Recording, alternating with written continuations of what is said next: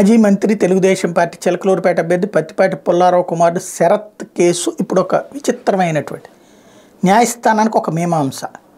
ఇందులో శరత్ తరపున లాయర్ ఏం వాదిస్తారు? శరత్ అందులో 68 రోజులే డైరెక్ట్ ఉన్నాడు, అతనికి ఏంటి సంబంధం? అది కాకుండా ఆ దొంగ డబ్బులు అవన్నీ వాళ్ళు సంపాదించుకుని ఉండొచ్చు, అందులోకి శరత్ వెళ్ళింది చివరిలో కాబట్టి ఈ నెలకు ముందే అక్కడ ఇన్పుట్ సబ్సిడీ అవన్నీ తీసేసుకున్నారు కాబట్టి ఆయనకేం బాధ్యత లేదు అంటారు.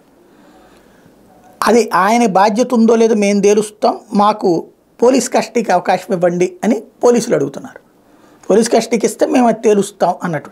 అప్పుడు హింసించి చెప్పిస్తారు తప్పించి వాస్తవంగా ఏముండదు, ఆయనకే సంబంధం లేదన్నటువంటిది వాళ్ళ ఆయన మాట్లాడేది. ఆయనకి కాకపోతే ఇంకెవరికి సంబంధం ఉంటుంది అన్నటువంటిది ఇటు ప్రభుత్వం వాదన.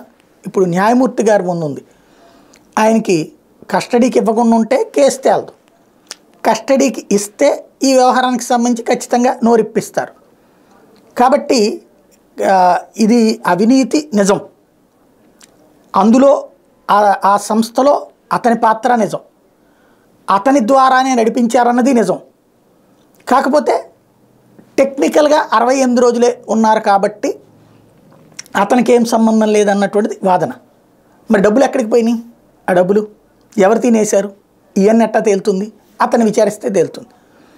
అది తేలనీయకుండా చూడాలన్నది ఇక్కడ ప్రధాన ప్రయత్నం. ఏం జరుగుద్దో చూడాలి.